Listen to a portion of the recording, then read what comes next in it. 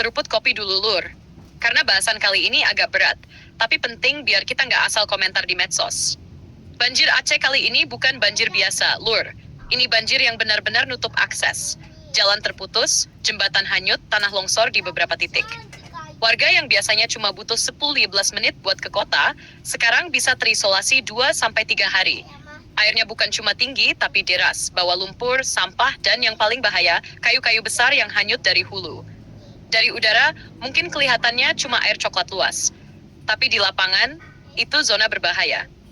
Banyak titik yang berubah jadi rawa mendadak. Tanah di bawahnya ambles. Mobil 4x4 sekali maksa lewat bisa tenggelam setengah bodi. Perahu pun banyak yang nggak bisa menembus titik-titik tertentu karena arus kuat dan hantaman kayu. Makanya kalau ada komentar, kenapa lewat darat nggak dipaksain aja? Ya gimana, Lur? Jalur daratnya aja sudah hilang. Aspalnya retak, jembatan patah, sungai meluap, sampai nutup jalan raya. Relawan pun harus muter belasan kilometer buat cari akses paling aman. Terus muncul pertanyaan paling sering, lah kok helikopternya nggak mendarat aja?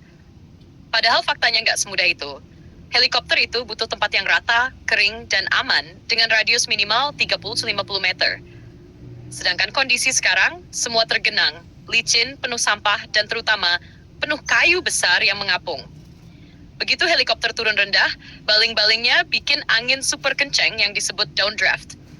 Nah, downdraft ini bisa bikin kayu-kayu besar itu mental ke segala arah, atau bahkan kehisap naik. Kalau satu batang kayu sebesar paha orang mental ke arah rotor belakang, helikopternya langsung rusak, Lur, bisa jatuh.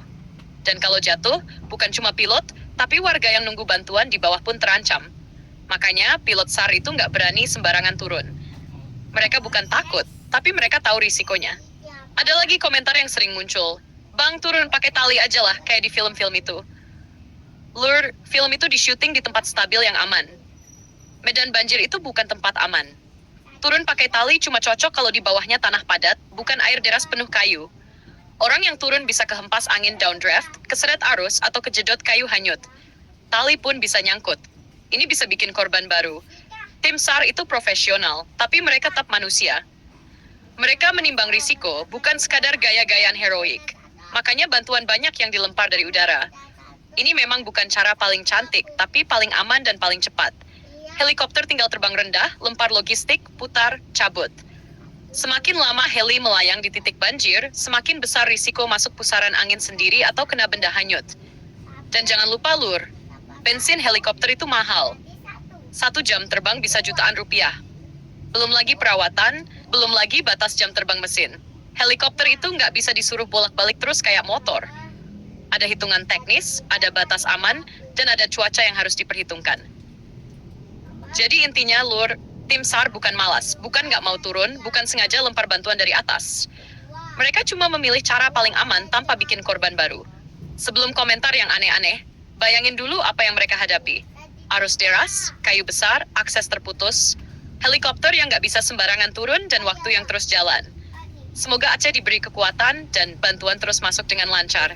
Yang penting, kita dukung, bukan nyinyir.